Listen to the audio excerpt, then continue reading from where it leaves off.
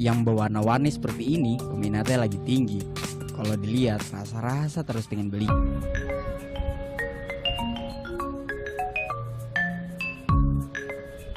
Batu emang lagi jadi primadona.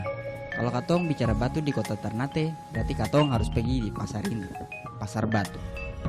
Di sini mau dia laki-laki, perempuan, tua, muda, masing-masing cari batu kesukaan. Cincin kah, kalung kah, katong semua suka.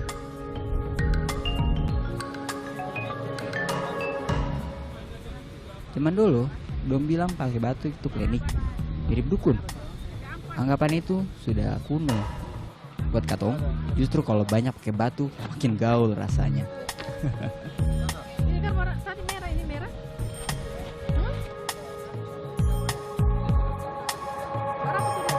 Berapa tuh? 50 juga.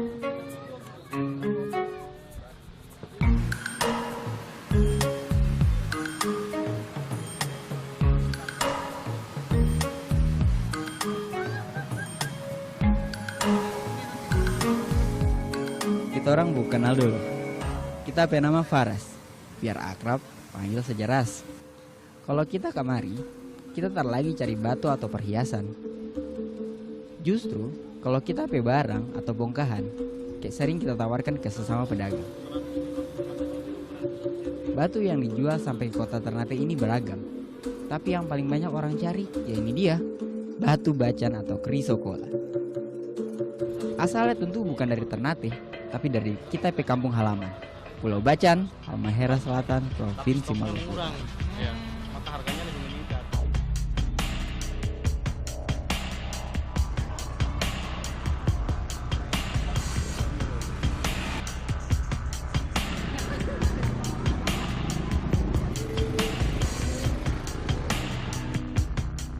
Demam batu di Bacan sudah terjadi sejak zaman dulu. Zaman orang Jakarta belum pakai lek, katong sudah ambil dulu pakai. Batu bacan kebanggaan selama banyak orang cari.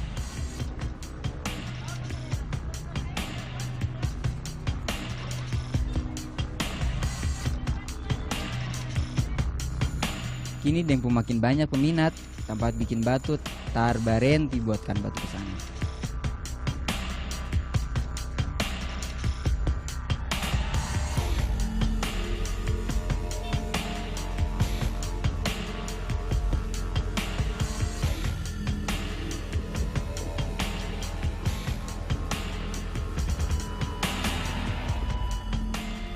Mudah saja kakak kalau mau kemari. Dari Ternate kakak bisa saja naik ferry. Tapi kalau kakak mau lebih cepat, kakak bisa lain naik pesawat.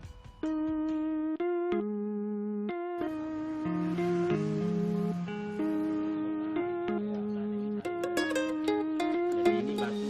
Iya, batu. Kualitas batunya memang berat. Setimpal ding jalan jauh sampai ding Bacan, setimpal dapatkan batu kebanggaan.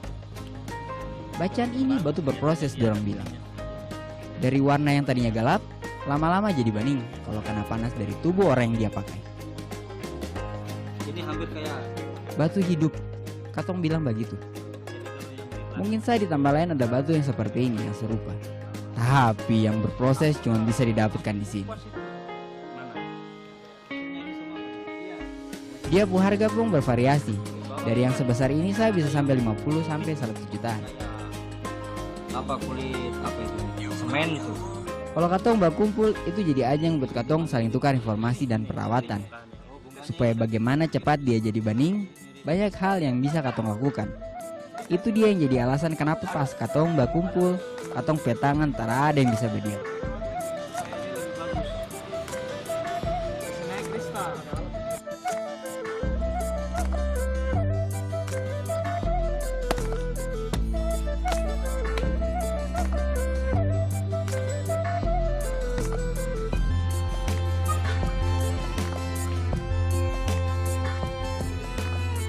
Coba bang, ini ada air kelapa muda ini bang. Bagaimana? Salah satu cara perawatan batu. Ya, fungsinya cuma menaikkan warna daripada batu ini. Dengan air kelapa. Dengan air kelapa muda rendam selama 2 jam. Selama 2 jam itu kita sudah bisa tahu ini. dia naik ke warna yang mana. Ini selama 2 jam nanti kita bisa tahu ini dia naik ke warna yang mana. Apa dia naik ke warna biru atau dia naik ke warna hijau. Bila Katong sudah lihat batu yang baning-baning, semua lelah dan stres jadi lupa. Buat Katong, orang Bacan, batu memang sudah jadi benda kesayangan. Tak hanya datangkan rezeki, tapi juga eratkan pertemanan. Kalau Katong bilang, banyak batu, banyak kawan.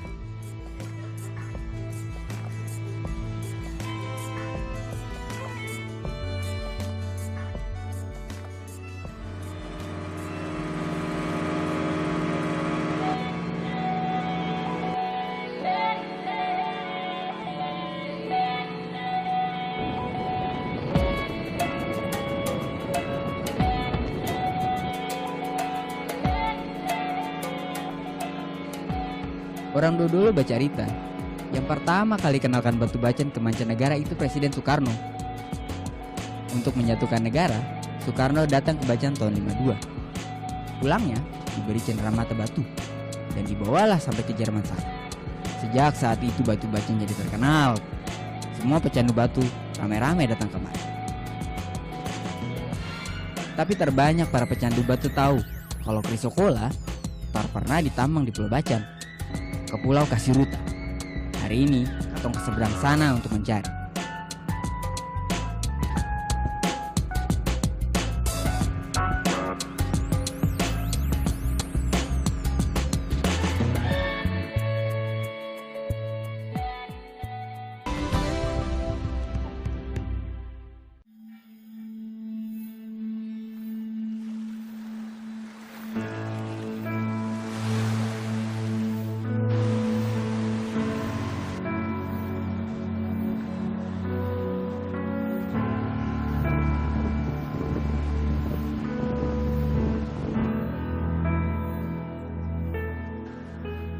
Menuju Pulau Kasiruta tak semudah yang Katong bayangkan.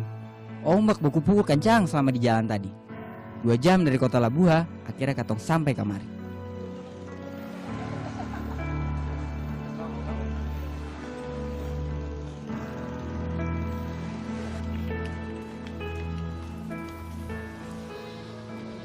Di Kasiruta, batu bacan yang paling terkenal ada 2 jenis, bacan doko dan bacan palamea.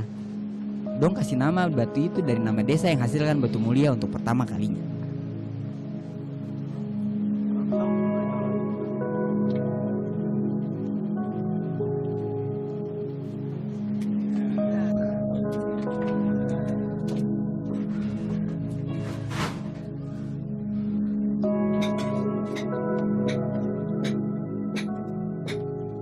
Tapi sekarang, tak hanya di Palamea dan Dokosa yang hasilkan Chrysocolla. Desa lain seperti Imbu-Imbu, Bisori, dan Gulau sudah banyak ditambang sejak tahun 2000-an. Kalau di area penambangan, ada yang Katong sebut tuan tanah dan juga tuan lobang. Kalau tuan tanah, si pemilik tanah. Tuan lobang, orang yang punya lobang. Dari sebidang tanah, bisa jadi ada banyak tuan lobang.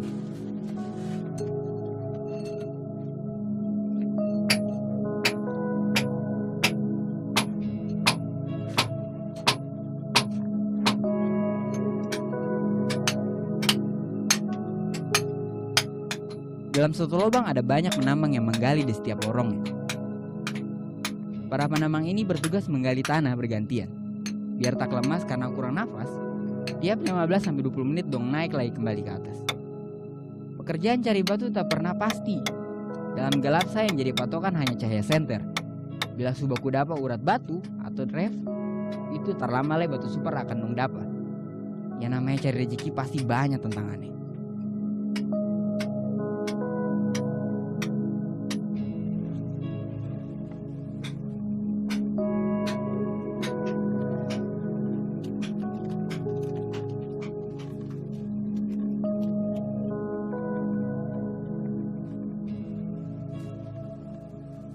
Mayoritas penambang yang ada di sini suku Galela yang berasal dari Tobelo, Halmahera Utara. Awalnya mereka merantau ke Kasiruta untuk bekerja sebagai petani dan pencari getah damar. Namun semenjak dibuka lahan tambang, dong beralih profesi. Buat dong, menambang batu itu ibarat mencari harta karun. Semuanya harus kompak bila ingin dapat hasil banyak.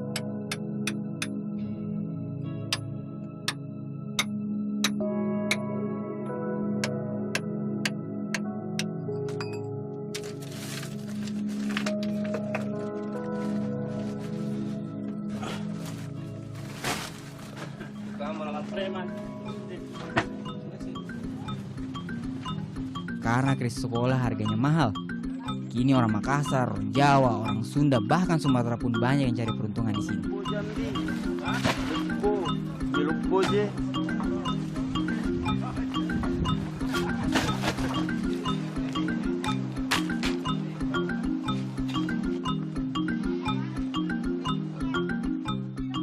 Bila dong dapat batu kualitas super, batu dijual kepada pedagang. Misalkan saja nih, dapat hasil 50 juta. Dengan 7 penambang, tuan tanah, tuan lobang, dan tuan penunjang kebutuhan pokok, maka 50 juta pun dong bagi di 10 orang.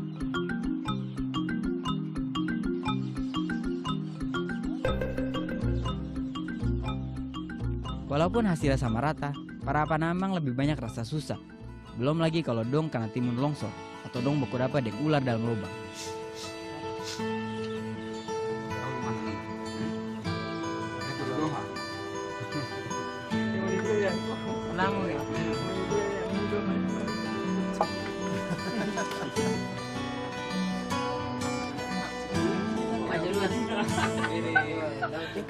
Hubungan penambang dan pedagang di sini terjalin dengan baik. Misalkan saja ada barang baru, mereka selalu kasih kabar ke kita. Dalam seminggu bisa 2-3 kali kita balik kemari. Ada sementara istirahat ini. Iya. Ada teman. Ada teman di dalam. Oh ada. Oh buku ganti ya? Iya, baku ganti. Jadi lain istirahat lain. Iya, lain. Dan ikut cari bacaan dari tempat asalnya, kita bisa dapatkan harga bagus kalau hari tidak mujur. Selain itu, bikin kita belajar seluk-beluk batu. Mana bacaan super, mana yang tidak. Saya dengar juga kalau mau dapat hasil itu biasanya di dalam lubang tuh panas. Iya. Betul? Iya, betul. Panas. Panas. Sampai dapat hasil. Iya. Pedagang batu atau menambang itu sama. Keduanya sama-sama dari bawah. Biar berhasil, kuncinya teliti dan banyak sabar. Buku ganti lagi ya. Gimana? Bong sih. Bang. Panas. Panas sekali aku. Panas sih. Kata teman saya lagi panas dalam. Oh, mudah-mudahan dapat barang.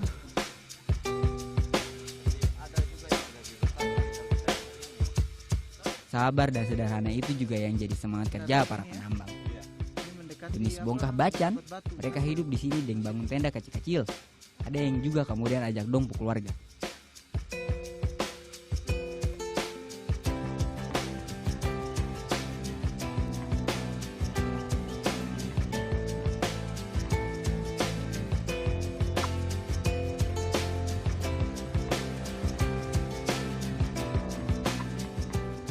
Yang namanya kerja keras itu harus dijalani dengan ikhlas. Niscaya rezeki akan terus melimpah.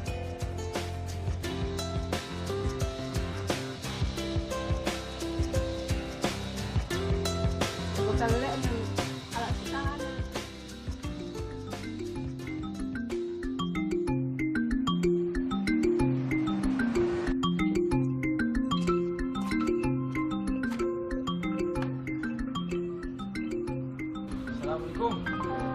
Wes. Main ini barang banyak ini. Mari kita. Ada salah satu mantan penambang yang kini sukses jadi tuan lobang di doko ini. Anongko namanya. Kita suka kenal baik dengan dia. Kita biasa panggil dia Ano.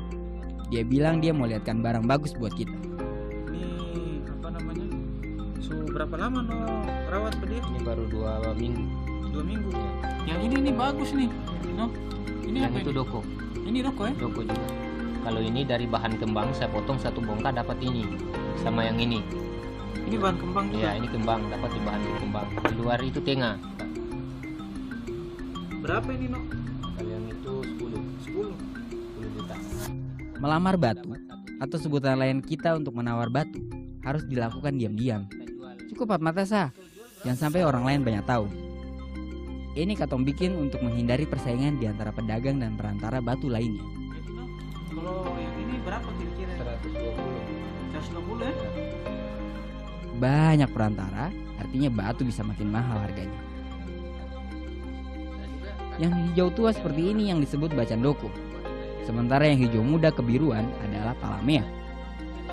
Ano bilang, dua-duanya sama-sama bernilai tinggi.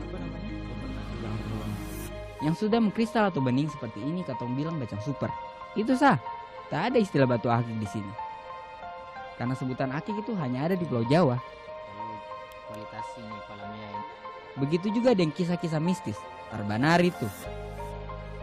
Yang pasti adalah batu akan lebih punya aura tergantung dari siapa yang pakai. Dalam matok harga, katong tak pernah punya standar khusus seperti logam mulia, emas atau berlian. Asalkan desain tertembus cahaya, punya motif yang unik bentuknya, itu pasti mahal harganya. Dari Ano, kita juga belajar, jangan hanya pintar pilih bokahan, tapi berani juga ambil resiko buat potong batunya.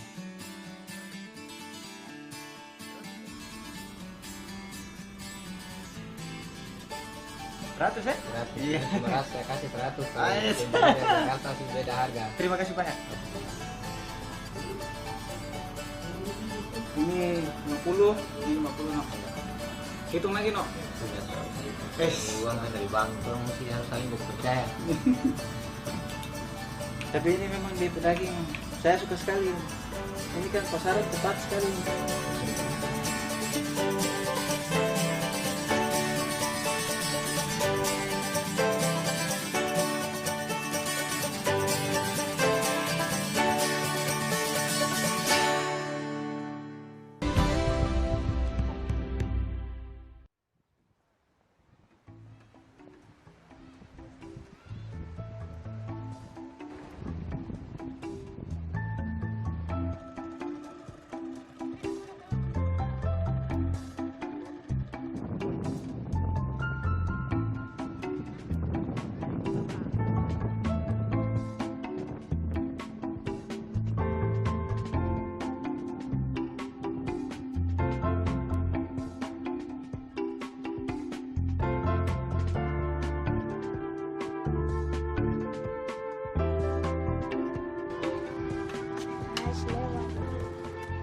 Sebelum batu bacan terkenal dan dicari banyak orang seperti sekarang ini, di desa Doko sendiri zaman dulu saking terlalu banyak batu, dong sampai buang-buang.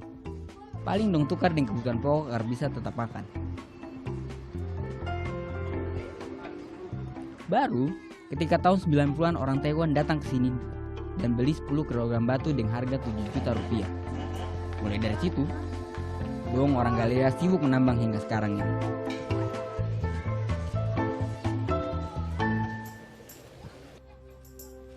Terbanyak orang yang tahu soal Kasiruta ini. Padahal pulau ini pun dulu pernah jadi bagian dalam kemasyhuran Kesultanan Bacan.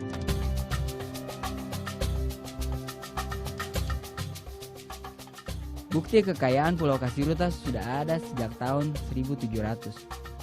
Mahkota ini dipakai Sultan hanya saat-saat tertentu sah. Batu Bacan kala itu juga jadi cenderamata bagi siapa saja yang berkunjung ke Maluku. Hanya bisa dimiliki dan dipakai orang tertentu. Beda ya dengan sekarang.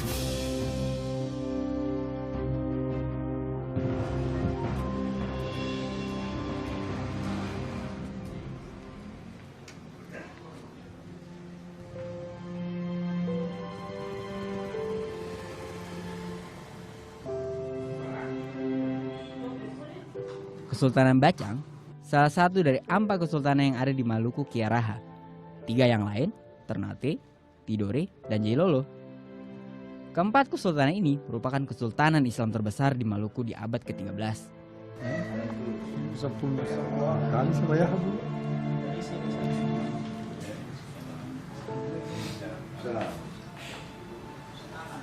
Walaupun Sulama tinggal di Pulau Bacang, tapi baru kali ini kita masuk ke dalam kedatong atau wilayah kesultanan. Bukan kebetulan juga bila kita PKK buyut, Umar bin Muhammad, seorang keturunan Arab dari Hadramaut, pernah jadi guru agama Sultan Bacan Utsman Shah di zaman dulu. Saya pengen tanya di sini nih, Bacan Sultan paling pertama itu siapa, terus sejarahnya bagaimana? Ya, Sultan pertama yang menurut cerita sejarah itu adalah Sultan Muhammad Bakir. Nah, Muhammad Bakir ini awalnya dia berada di Pulau Makian yang menurut cerita legenda. Kita orang juga tak sangka bila belajar tentang Batu Bacan lebih dalam akan temukan nilai sejarah yang erat di dalam. Ya, kemudian setelah itu Sultan Muksin, anak dari Sultan Utsman. Kita jadi mengerti, Bacan itu tak hanya mahal karena bagus barangnya, tapi tapi juga kuat nilai sejarahnya.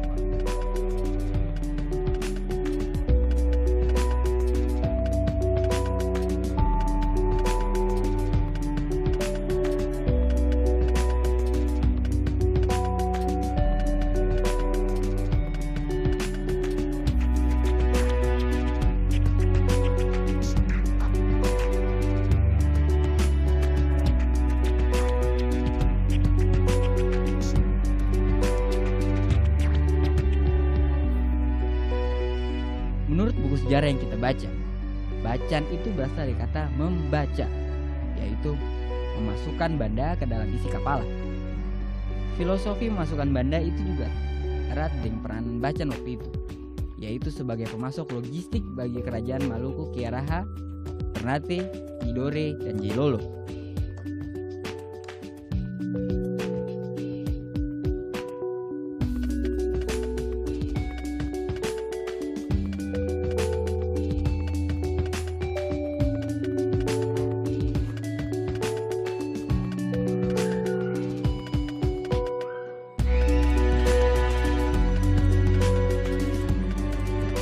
Walaupun Pulau Bacan dianggap sebagai pemasok batu krisokola di seluruh Indonesia dan mancanegara, sesungguhnya perputaran uang tak begitu banyak di sini. Semua orang ramai-ramai hanya pergi ke Kasiruta untuk dapatkan batu mulianya. Ironis memang, tapi begitulah memang adanya.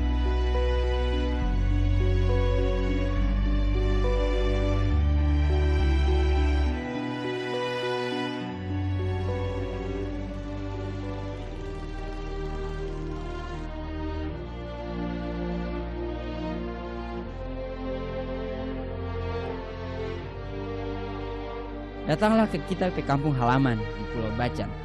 Jangan hanya cari batunya, tapi kenali juga sisi indahnya. Kita orang juga punya banyak potensi untuk dikembangkan lagi. Berawal dari batu, muncul kebanggaan. Kemilaunya bangkitkan semangat. Pesonanya menambah kekayaan. Batu Nusantara.